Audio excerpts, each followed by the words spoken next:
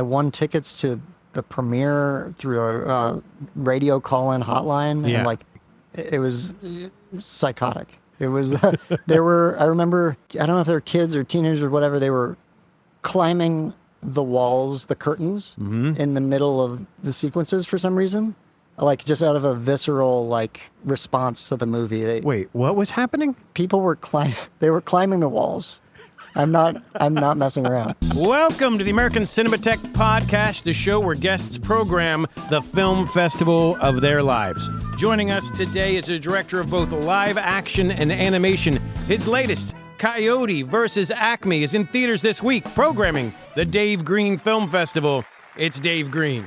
Thanks for having me. Super excited to be here. Congratulations. You made a film about the value and the beauty of perseverance that actually had to persevere itself, and everyone's excited to see it this week. Thank you so much. But before we get into the film, we need to know who you are, and the only way we can do that is by finding out what is your movie theater ritual. When you go to the movies, where do you sit? What do you eat? What do you do? I think when I was growing up, people said that like row 6 was like the row. So that's like how I was trained to sit. Who said that? I don't 6? know. I feel like it was like passed down, like, oh, the film, like, or maybe it was row 8, 6 or 8, something. Yeah. But it was like word of mouth, like that's the best row. Okay. But I remember wanting to have like my periphery filled and not be able to see really the edges of the screen. Build your own IMAX. Exactly. Yeah. I didn't want it to feel like a television. So. Yeah. But I don't like to sit too close because it can't. Aisle? Not aisle? Not aisle. But I have friends who are becoming aisle people who insist on aisle, but I insist on middle. So middle, and like kind of close. And for your appetite? It's going to be a popcorn, and depending on chain, the popcorn and the refill at the same time. Oh, wow.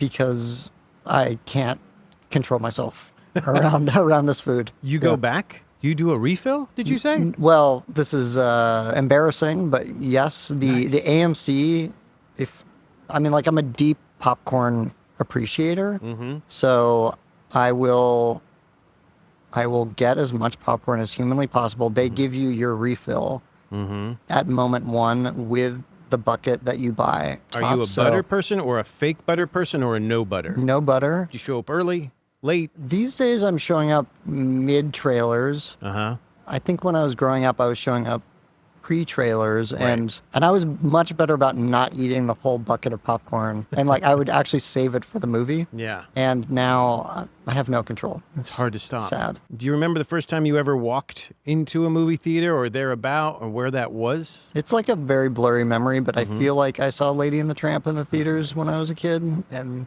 but I don't remember the day or the moment. I think my parents just told me that was the first movie I saw in theaters. Yeah. But yeah, there were like early things that left a mark. Like I remember seeing Last Crusade when I was young enough to be really terrified by that ending, that guy aging in rapid time. And where was this? You grew up where? I grew up in Santa Monica, California. Of Los Angeles, California, exactly. And so your theaters of choice at that time were? I saw the majority of the movies that I grew up on in the Marina del Rey and the 3rd Street Promenade. And there were 2 theaters in the Marina that one of them was United Artists, which was downstairs, and it was like more low key, I guess. And then I think the other one was maybe it was a Cineplex Odeon, and now it's an AMC dine-in, and it's upstairs. It's like the bigger theater. And I spent like most weekends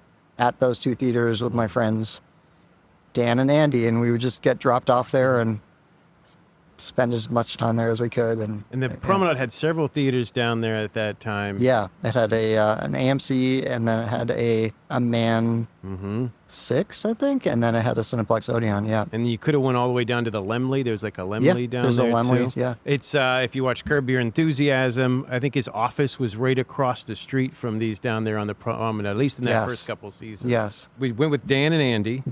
Yeah. And then if you weren't going with Dan and Andy, did your parents go? Saw a lot of movies with my mom. Yeah, yeah. I remember seeing Jurassic Park with her when I was 10, and that one left a permanent mark in a big way. And I ended up seeing that movie probably 125 times in my life. So How many times do you think you saw it in the theater? Did you go back in the theater then too? that summer, I saw it 8 times. Yeah. 4 times in the original run. Yeah. And then I saw it 4 more times when it got re-released that August. Yeah. And I saw it at the Avco. I think I must have seen it in Westwood at one of the big theaters. Yeah. Jurassic Park, the perfection of live action, CGI animation at that point, putting it all together seamlessly. And we're going to talk about how you do that in Coyote versus Acme shortly. I'm going to tell you why we're here, and that's to program the Dave Green Film Festival. You're going to pick these 8 showtimes behind you. You're going to program them out of the most memorable and formative movie-going experiences of your life. We got opening night, family matinee, midnight movie, secret screening, double feature, audience award, dream screening, and closing night. Dave, it's your festival. Jurassic Park, does anything go up on this board yet? I guess I have to put Jurassic Park opening night just to kick it off because it's so important to me. But What drew you most to Jurassic Park, do you think? I think when I was growing up, being afraid was what made me interested in a movie. That was growing up on Beetlejuice, which was a little freaky, or Ghostbusters, which I found terrifying when I saw it when I was 5. Jurassic obviously was so intense for me.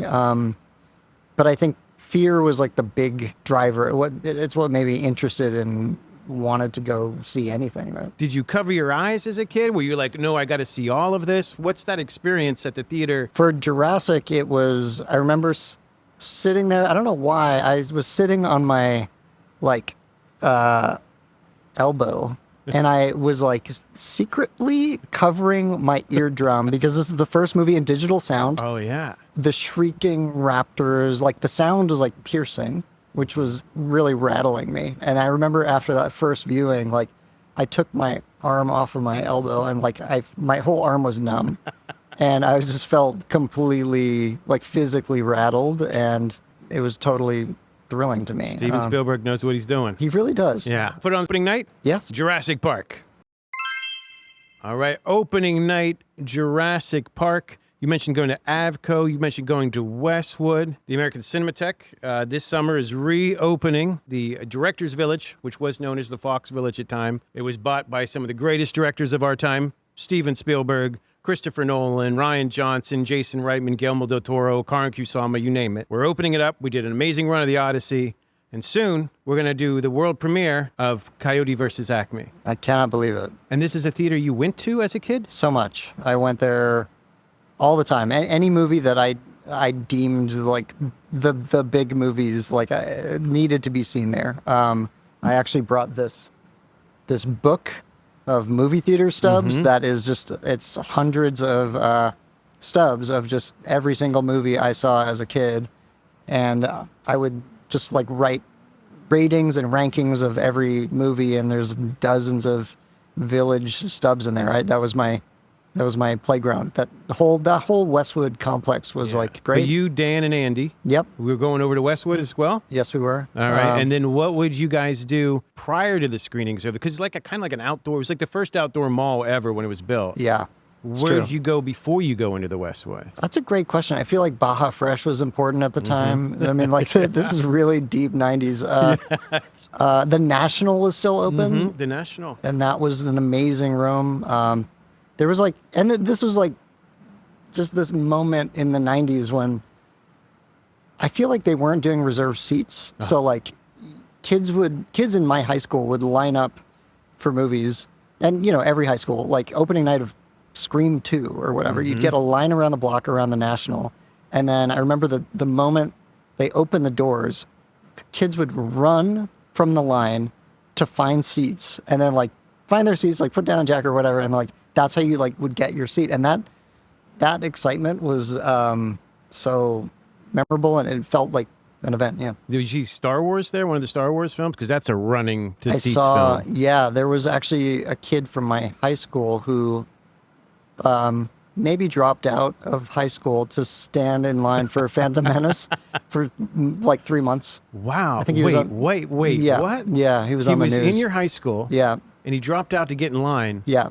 For 3 months. Yeah. His mom let him do it. And I mean, he might have still been in school, but he did not show up to school. He was camped out. Did he like the movie? I hope he liked the movie. It's a big risk.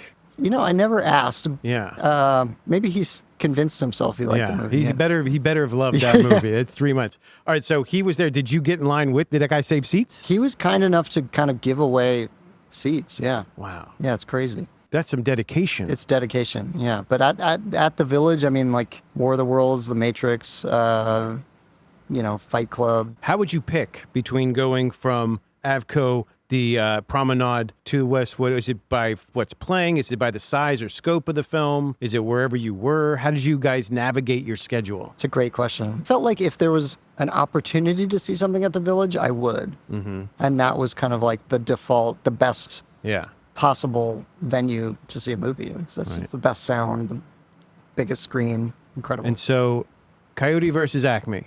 We're going to have the premiere there.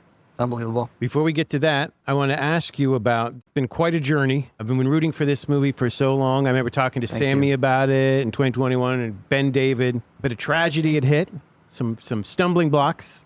We thought it was going away. But you guys did a special screening once of this. We did. That had to be some of the craziest emotions that has ever happened during a film screening that anyone could ever have. What was the feeling of that screening at that time? There was so much energy and positivity and goodwill, and it was a party, honestly. Like, that room was just like a total party, and that screening was so nice and so fun. There were filmmakers in that room who I had never met in person, like, Chris and Phil and Jason Wallner, and people I've been fans of and have really admired the work of for so long. And they got to see the movie, and I got to hear from them on it, and just obviously like an emotional moment because we weren't sure what the fate of the movie would be. But I think like at that exact moment, we did feel like there was hope for eventually someday, wider audiences getting to see the movie, but we didn't know. So it was potentially the last time we'd ever see it. There's a lot of feelings all at once, but so you've always felt maintained hope as much as I could. Yeah, I mean, because all of the filmmaking team has really stayed in touch, from myself to Sammy, producer, Christofaria, composer, Stephen Price, so we editor, we all talk, and we were talking over those years. And there were ups and downs and waves, and I'd read things in the press that sometimes were true, sometimes weren't. So they would say, do you think it's ever coming out? And I'd say, well, forever is a really long time. I don't believe in the idea that it won't ever be seen. Like, somehow, someday it'll be seen. It started in 2019, which is such a different time. I mean, Sammy was then nominated for an Academy Award in between this coming out from then. It's insane. Can you talk about building that team, putting this together, and that vision that we're finally going to get to see? Yeah, I mean, Sammy came into it after we had met. I had read May, December. I thought it was incredible. Yeah. First, I read it, and I was like, okay, this voice is just so smart and dry and funny, and this humor is so sophisticated, and it's dark. And I met her. I wasn't sure, like how old is this writer? Like, who is this writer? Met her, and she was wonderful to hang out with, and we had a great chat. I had been hired on Coyote like maybe 2 months before, and then I kind of brought the idea of bringing Sammy into the project to my producer Christofaria, and he was like, oh, like let's meet her on it. And then she had great ideas, and Warner responded to her pitch and her take. She had a take that really aligned with the Ian Fraser piece, which was super funny and was from the New Yorker. Exactly. Yeah. And she really loved that piece, and we all, I think the whole team really wanted to look. Roger Rabbit is the gold standard, and it will always be, and it's a masterpiece that cannot be touched. We had a goal to really try our best to honor what Chuck Jones had set up, and we tried our best to honor the original sense of humor and sensibility of the Looney Tunes, and do our best to update that to modern audiences without relying too much on pop culture references or modernizing it to the point where everyone has to rap. And so where Roger Rabbit was real hard-boiled film noir, this has some film noir elements, but it's really, when you were going to Westwood, those 90s, early 2000 thrillers are coming through a lot of this. Thank you. A lot of You Can't Handle the Truth in there. There's some Chinatown even in there a little bit, but Spotlight, all these thrillers put into the Looney Tunes. Is there any thriller that inspired you on this that you remember? I'd love to put The Insider on the board. Oh, yeah. And that was like a huge... Totally.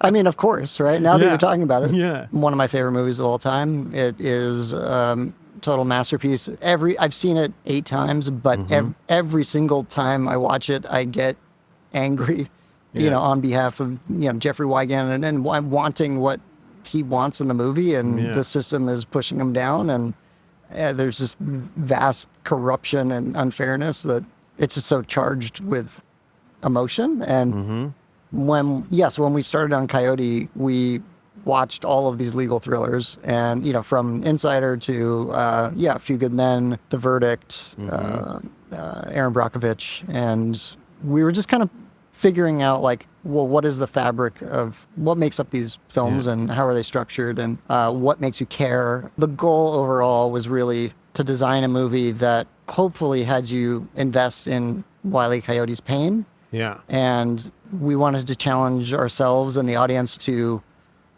really feel for Wiley in a genuine way, beyond the initial joke of, wouldn't it be funny if he sued ACME? So I'd love to put the Insider on the board for those reasons. On behalf of Wile E. Coyote, we're going to play the Insider. I think Al Pacino and Wile E. Coyote would get along very well. I agree. They both have that kind of, I don't know. Maybe if they had teamed up, they would have actually got that Roadrunner. I agree.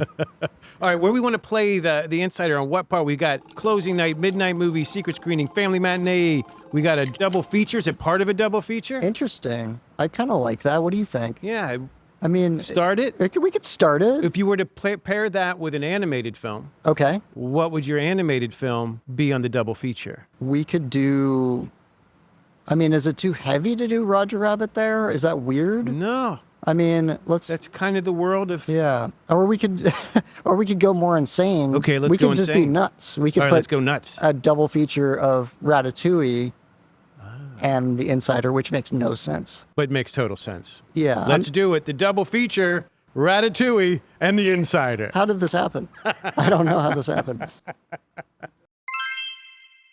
We've got 2 down for the Dave Green Film Festival. We got Jurassic Park and, of course, the classic double feature of Ratatouille and The Insider. I apologize. Everyone's so great in this film. You got Will Forte, of course, giving an unbelievable performance. Thank you. I want to talk a second about the great Eric Bauza, who voices almost everyone in this film. How do you record those, then go do the film? You've got action scenes, you have dramatic scenes. How does that work with the voice acting in there? It's iterative. I first met Eric when we were doing the animatic for the film before we shot, and we basically built like a full-length animatic and then previs of the movie. And in those sessions, Eric would do the scripted lines, and then he'd throw improv out there, and he's just an incredible talent and knows those characters so well.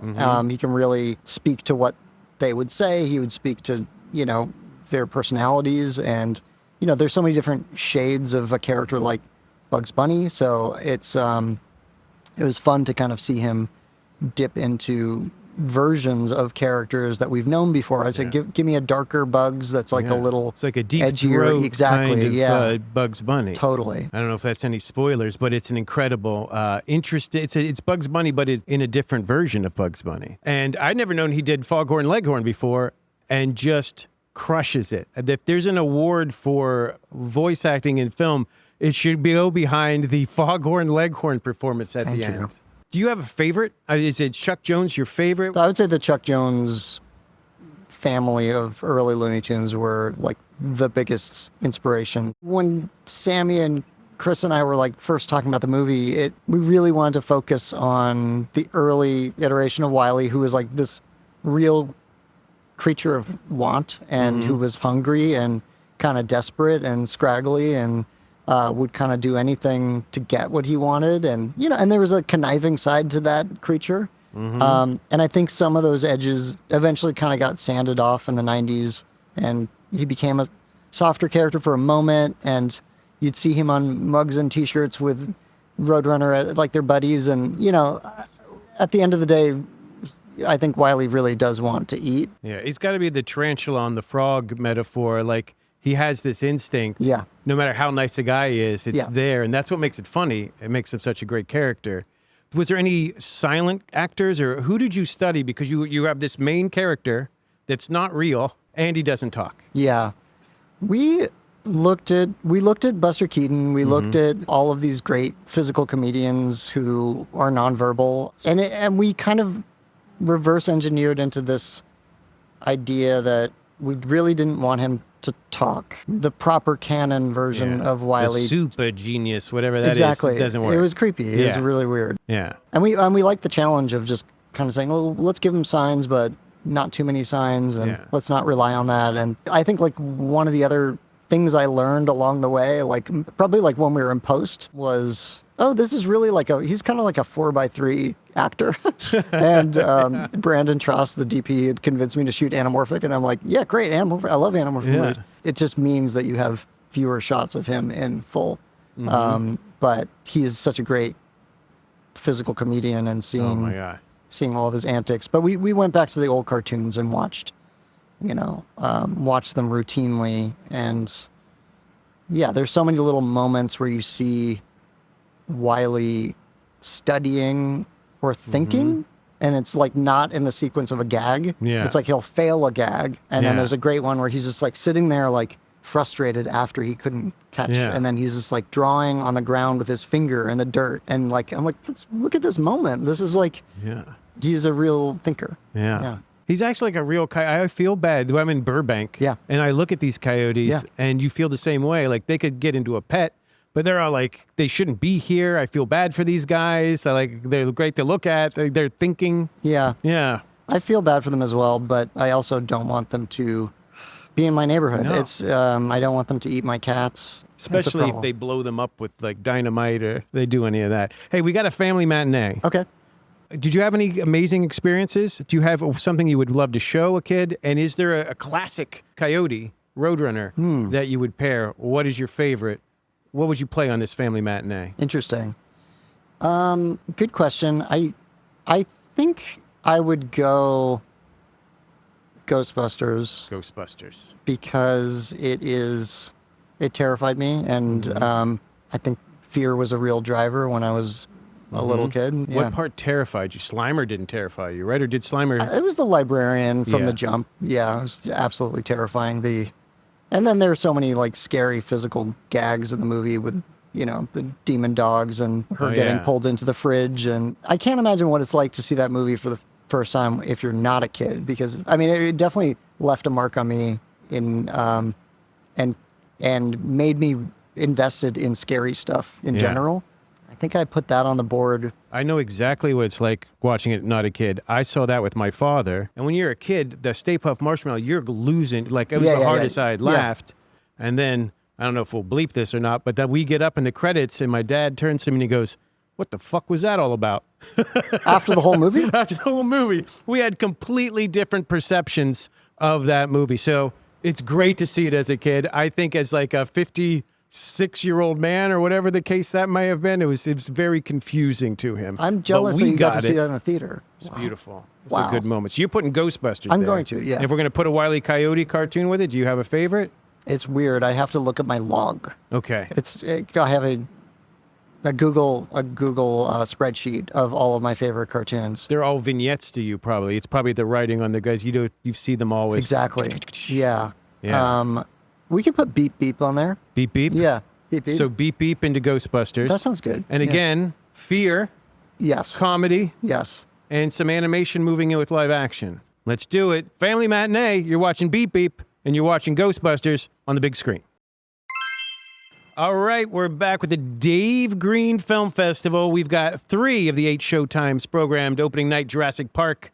We got the classic double feature of Ratatouille and The Insider, Family Matinee, Beep Beep, and Ghostbusters. We still have the midnight movie, the secret screening, the closing night, the dream screening, the audience award.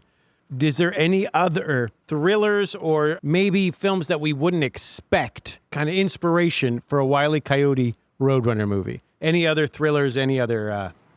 I love that you mentioned Spotlight earlier, because Sammy did throw in a shot from Spotlight or like moment. Yet she loved like the research montages. And it felt like the kind of thing we weren't allowed to ever talk about. But yeah, I would say that, I mean, the thrillers that really inspired the movie and the courtroom dramas were, The Insider, The Verdict, Aaron Brockovich, yes, Spotlight, A Few Good Men. All the President's Men, Zodiac. I mean, we tried to color in as much darkness as we were allowed to get away with. Because and that was the kind of stuff I loved watching as a kid. Like, I liked darkness to help me just lean into whatever it was that I was watching. Yeah. So you mentioned Zodiac. Did you see that Saw was Zodiac an inspiration?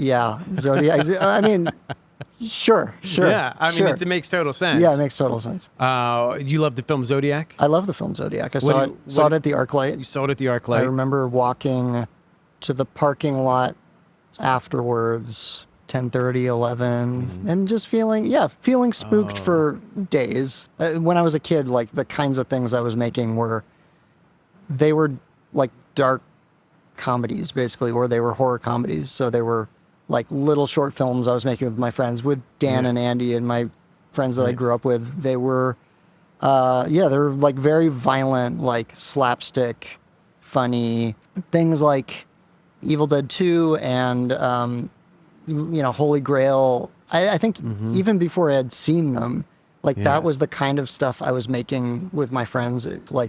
I was making shorts about, I made a short film about a kid who catches a housefly that's bugging him and catches it in a jar. This is a silent film. Puts the housefly into a microwave. The housefly mutates into the size of a softball and then chases him to the point where he gets into a huge accident on his bike and ends up in a full body cast. So, like, we were making kind of like dumb Looney Tunes style stuff when we were children. So it's over the top violence a little bit, but fun. And you said Evil Dead 2. One of your films was produced by Sam Raimi, is that right? Yeah, I was lucky enough to be an assistant in his world. Wow. Like, after college. I was a set assistant on Spider-Man 2, which was crazy. Nice. I got to see them shoot the train scene, and it was incredible to watch that movie come together. And then, I was an assistant on Spider-Man 3 for 2.5 years, and watched that movie come together and get made and go through the whole process. Shall we look at the Midnight Movie? We've named some of those. Yeah. Well, what would you put up? Could be one, it could be two. I think up for the running, it just depends on our audience, but sure, I'd throw, Evil Dead 2 is contender. Zodiac contender because it haunts me to this day. The original Haunting. What are you putting there? Let's put Zodiac there because we can focus on people not being able to sleep, because if they're seeing it at midnight, they're getting home at 3, they won't be able to sleep. They're up till dawn. Scary walking through that parking garage. Yeah. Let's do it. Midnight Movie, Zodiac. All right, we got the Dave Green Film Festival, Jurassic Park, Beep Beep Ghostbusters, Zodiac, Ratatouille, and The Insider. We still got a secret screening. We still got an audience award. We still got a dream screening. And we still have the closing night. What are your favorite cinemas here in Los Angeles? And is this your favorite city to see movies? Or it is. It is? It is. Favorite theaters, I would say Vista. I would say honestly, the AMC Dolby Room in Burbank, the 16. The Village, obviously, but I haven't seen a movie there in a very long time, so I'm excited to see another movie there. Nice. I love the New Bev, too. Love the New Bev. I love the Egyptian, the new Egyptian. I think it just depends on, like, the movie. At the Los Feliz 3, we're pairing thrillers with Wile E. Coyote cartoons. Incredible. Out there. Incredible. So some of them may have happened by the time this airs, but we're very excited to show these over there. Perfect pairing. Hey, you mentioned the Vista. I just saw the invite there, which was hilarious. Is there any favorite comedies experiences that you've seen throughout your life? That crowd is always psycho, like in the best possible way. And so I think when I really want to see a crowd movie and see a crowd not just like be warm, but like go nuts and have fun, I think I will go there. Yeah. I did go to a screening of Friendship there. It was either opening weekend or the weekend after. They were doing a run. That was probably the craziest, like most alive audience I've ever seen. Yeah. It was nuts. Every single moment, every single shot was like a huge laugh. It was like the biggest crowd reaction of my entire life, and that Yeah. and that beats Something About Mary opening weekend. Oh, wow. I remember that being Yeah. like a runner-up. Right. And then I saw Twister at the Bruin. I won tickets to like the premiere through a radio call-in hotline, Yeah. and like that was a crazy screening. And the Bruin is right across from the Village, Yes. the Director's Village. That's Bill Paxton and Philip Seymour Hoffman and a Cinematheque member, Helen Hunt. That had to be an incredible screening. It was psychotic. It was, I remember, I don't know if they were kids or teenagers or whatever, they were climbing the walls, the curtains in the middle of the sequences for some reason. Like just out of a visceral like response to the movie. Wait, what was happening? People were they were climbing the walls. I'm not messing around. But like Harpo Marx in Night at the Opera, like they were on the walls. It wasn't 4D. Like they weren't being like with the cow moved around. There were Climbing the people walls. climbing the curtains. I don't remember if it was like during the tornado sequences, but I felt like it was. But it was like a concert. How'd they come down? Was there no one working there? They just let them do it? They let them do it. Wow. This was like a radio call-in for the premiere, basically. So all of the movie stars had gone to the Village, with the director, and and then all of the radio call-in fans, I think, were in the Bruin to do whatever they wanted. Wow. So that was their response. They were behaving like animals. It was incredible. Yeah. Oh my God. Is that going up on the board? I mean, it could. Yeah. I mean, sure. Is that the best audience that you've been with? It might. I mean, there's been no other audience that's climbed up the walls. I've never heard of that before. It's pretty weird, right? That's an incredible audience. It's pretty weird. Do never do that at our theaters, but that's unbelievable. And it's the fact that it's happening during Twister. Yeah, it's a lot. It's almost like a train approaching the station or something, like they thought the tornado was happening. Yeah. Radio call-ins. Twister 1 is by no means high art, Yeah. but it is popcorn. It's fun. It's super fun. And that's something that would actually happen at a Looney Tunes screening with the audience true. as being Looney Tunes. They would begin to climb the true. curtains. So we're going to do that audience award, Twister? Okay, yeah. I'm good with that. Yeah, I don't know anyone else climbing the curtains. Okay. Audience award, Twister at the Bruin. All right, we got 3 showtimes left of the Dave Green Film Festival. We've got a secret screening. We've got a closing night. We got a dream screening. The crazy thing about this is I have no idea where it's going. No idea? No idea. Secret screening. Is there a film you would love for people to walk into and have no idea what they're about to see? This would unfold. Great question. I don't know. I feel like this board needs some class. Like this board Going to class it up? This board is like playing in the gutter, I think. Well, you could do a closing night. You could class it there. Yeah. I mean, we could do, I don't know. I feel like Peter Lorre is in this film. He is. The great Peter Lorre. Should we show M? Should you show M? What Yeah. are your favorite? Is that your favorite? I mean, I would say so. Do you Yeah. like he's like, Rick, the papers. I love when he like wants the papers in Casablanca. Yes, that's true. Mad Love. Yes. Peter Lorre is in all the classic Looney Tunes, Yes. or a droopy-eyed version of him. Totally. So where did that come from? It was such a great idea Cool. Thank to you. get the actual Peter Lorre in the film. How did all that happen? So Sammy Birch comes from a casting background. Her mom was a legendary casting director named Jackie Birch, who cast Breakfast Club and Die Hard, and she was an absolute legend. So Sammy comes from a casting family, and herself, spent time with her mom in casting. Yeah. And so when we started working on the movie and talking about what to do with the plot and all of the Looney Tunes that existed, Sammy really looked at it like a great casting opportunity. And we didn't want to design this to be a Looney Tunes film in the sense that we weren't looking for a Looney Tunes ensemble movie where the Looney Tunes, as we know them all by their celebrity names, travel as a pack to go from beat to beat to beat. This is we really wanted to tell Wiley's story primarily. Yeah. And then cast the rest of the Looney Tunes characters into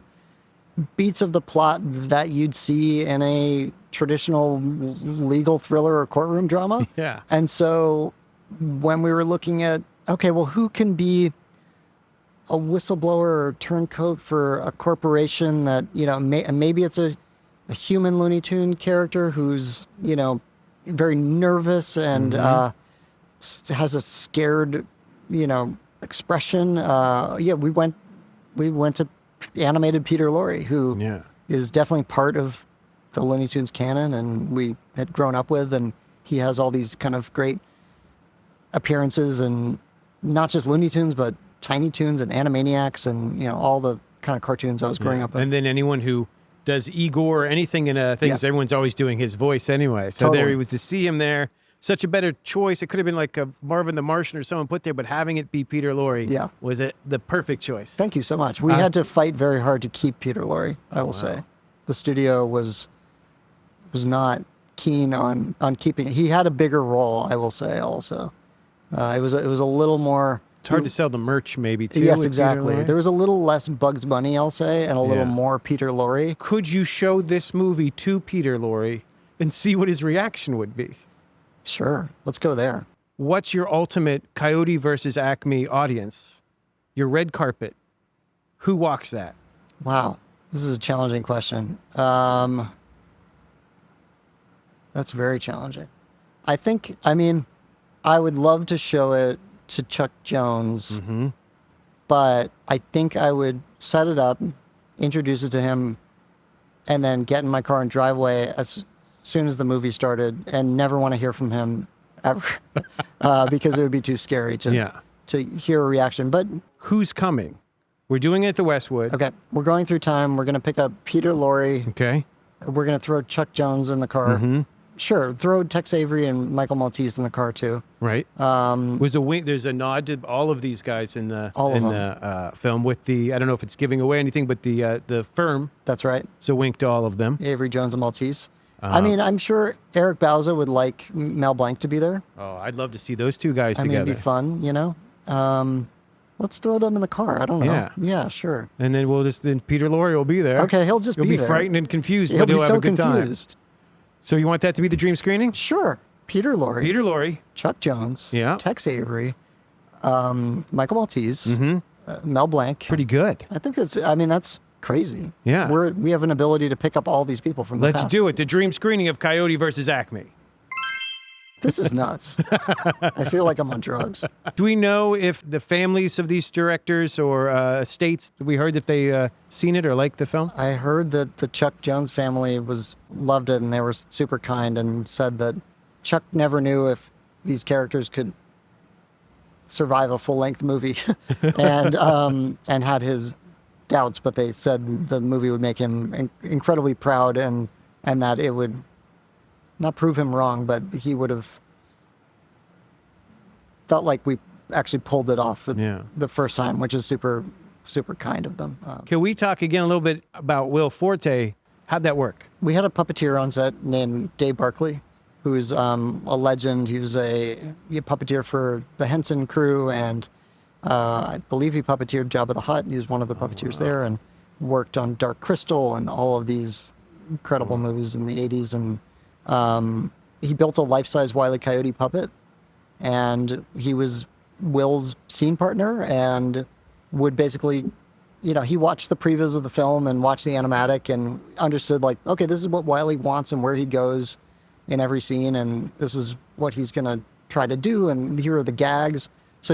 So Dave and Wile E. would kind of show Will, this is Wiley's blocking in the scene. Like, this is what he wanted. Here he sits here, he jumps up on this, and like, this is the interaction. And so we'd shoot the first couple takes with the puppet, and Will would get a sense of the rhythm, and then sometimes the puppet would surprise him or do, and you'd get a natural reaction from Will. And it was just a way of making it feel that Wile E. was real, and he was actually there and on set, and it wasn't just a tennis ball that Will had to react to all the time. So, and Will and Lana and John and PJ, like, they all became very familiar with the puppet and felt like, he was a real co-star. Was it the only one that had a puppet of all the... It was, yeah. But it needed to be. It's in the courtroom. Exactly. Foghorn Leghorn was played by an actor on set who was in a green suit, a friend of mine named Joe Cobden, who's incredible. And he comes from a theater background, and not to ruin the third act, but Foghorn has kind of this big sermonizing speech in front of a room of 300 people, and Joe did this great performance as Foghorn in the room, and it felt really electric because people would, background actors would applaud after every take, and it was just like awesome. a great way of getting like live energy and feedback and otherwise in an experience that could have been feeling. A lot of actors complain about green screen or to get these performances. It's amazing. Not only did you have a puppet, you had a legendary Henson puppeteer there. The great people at Ketchup who now have this film and releasing it. Heroes. If they ever release it onto a Blu-ray, will we have any footage of the puppet on any of this? Does that exist? The footage exists, but it's in an ACME vault, to be honest. That one's still in an ACME vault. Yeah, certain things are under ACME control still, Yeah. if you catch my drift. Yeah. But tell me yeah. about the day Yes. that you found out that Ketchup got Wiley for you. That's going to be able to exist. It was surreal. I got out of a movie and I had a missed call from someone at the studio, and they said, tomorrow there's going to be an announcement. And I was like, I was so confused, and I could not believe it. It was very, very random timing too, at a moment when we didn't think anything was happening. I think like 2 months before that, there was someone in a Wiley costume picketing outside of Warner Brothers. Oh yeah, I drive by him every day on the way to work. There was a Wiley Coyote outside of Warner. I saw it online. He was this guy on a rainy day just with a sign. But yeah, I wasn't expecting this call ever. And then, they just said, tomorrow this is going to happen. And I was in shock. Amazing. Total shock. And it's going to be theaters across the United States. Insane. We got 2 left here. We got the secret screening and we got the closing night. Okay. Is there any ultimate film that you wish you could show to people or see on the big screen as your closing night? I feel like Beetlejuice is missing. Like, I feel like Beetlejuice is really important, and this would not be complete without it. What's your relationship with the Beetlejuice? It was a very defining moment for myself and my friends. I think it was obviously visually spectacular and its own unique animal, and its darkness, but color and funny and sneaky and kind of has this subversive energy. And then like the more I watch it, years later, the more I realize like that's a movie about like gentrification, and like it's super smart in its own way, and about being displaced and how that actually how that feels. And but I think like as a kid, we were probably dressed up as Beetlejuice for Halloween multiple times. Like it was just part of our lives in a very big way. And it has that Michael Keaton like just crazy performance. Incredible. And it felt like tactile, and it gave us like a hint with all the stop motion that's in it and all the feeling of tactility that you could maybe go make something. And I think that was really inspiring to us too. Made us feel like, we can make something weird like that maybe. Beetlejuice. Are we putting it as a closing night? Sure. Let's go closing night. Let's do it. Why not? Beetlejuice closing night. We are back with the Dave Green Film Festival. We're down to the final category, which is secret screening. We have all the films programmed but one. And this is a screening that maybe you would like to show, pick your audience.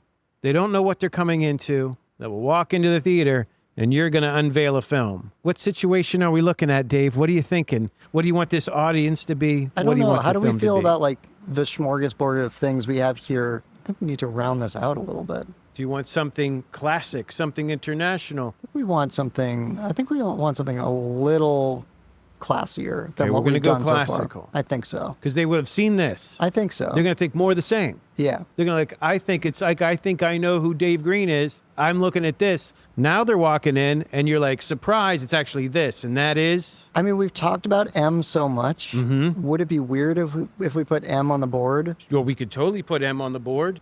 I don't know. This is tricky. We could go 400 Blows. 400 Blows. No one's seen that coming. Meant a lot to me as a kid. Amazing film. And I feel like I saw it for the first time in high school like a film teacher had shown it to us, and I found it so moving and incredible, and get chills at that 400 last Blows frame is every a time. film you can show kids who don't think they're going to like. It's a foreign film, and you're captivated. Absolutely. And it's funny and sad. And yeah, and I think seeing it as a teenager really made me connect with those, the feeling of just being a teenager and kind of floating around. And 400 Blows, though's got an ocean. You grew up by the ocean? I did, yeah. Running by the ocean, yeah. Locking in a freeze frame, get chills every time. I mean, it's tempting. It's tempting. No one sees it coming. I think it's 400 Blows 400. just because it has stayed with me. And then, but I do feel like M deserves to be on the board somewhere. Okay, so just we can do because two things here now. Okay, We great. can put 400 Blows under secret screening. Great. You could replace something with M. You can add M. We make people stay up until dawn with the midnight movies, and we do Zodiac and then M. Zodiac and M. I don't know. That sounds Does that great make to any me. sense? So we're adding the secret screening, which is 400 Blows. Okay. No one sees it coming. Nope. And the midnight movie is now Zodiac and M. Great. Let's do it. Okay. All right. The Dave Green Film Festival, it's programmed. Is it locked in? Any last minute changes before we read out your festival? No, I'm happy. I like all of these movies a lot. All right. Would you like to talk us through the Dave Green Film Festival? Okay. So we're opening with Jurassic Park, and then we are moving to the double feature that makes no sense of Ratatouille and The Insider. We have a family matinee that is Beep Beep, the classic Chuck Jones short, followed by Ghostbusters.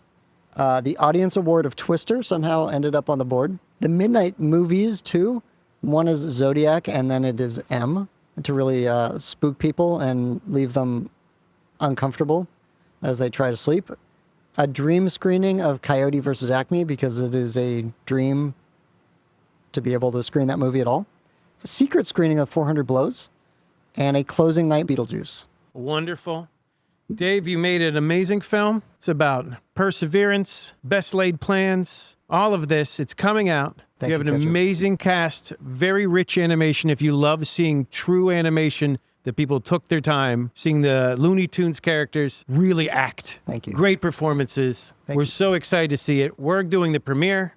We're celebrating at the Los Feliz 3. People will be able to see this around. They'll go themselves. They'll bring their kids. Coyote versus Acme. It's at the theaters. Incredible. Thank you so much. Amazing. Thanks so much, Incredible. Dave. Thank We'll you. see you. Thank you. The American Cinematheque podcast is produced and edited by Victoria Alejandro. Mike Cuenca edits and produces our video.